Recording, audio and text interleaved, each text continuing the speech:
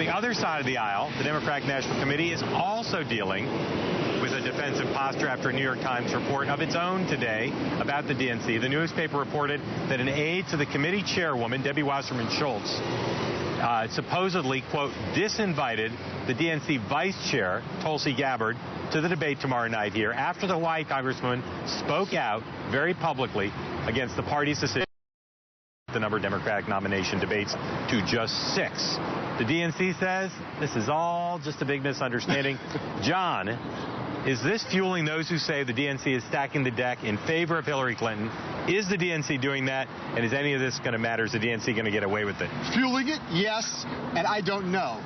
There's no doubt the people who think the DNC is engaged in a protection racket for Hillary Clinton here. And it's not the DNC. Let's be clear. Congressman Wasserman Schultz, the chairwoman, made this decision on 6 debates unilaterally. Unilaterally. She didn't consult Tulsi Gabbard. She didn't consult other vice chairs. She did this on her own. Tulsi Gabbard is not the only member of the DNC who's unhappy about it. The criticism of Wasserman Schultz in the party, I think, is getting very intense. She might be able to get away with it, might not, as we saw in Iowa and New Hampshire. It's not like there's a big clamor among a lot of Democratic voters for more debates, but it sure looks, smells, feels, seems stinky. In my career, I cannot think of another more obvious abuse of power by a national chair of either party. And although Martin O'Malley is raising it, Bernie Sanders is raising it, it does look like they'll get away with it.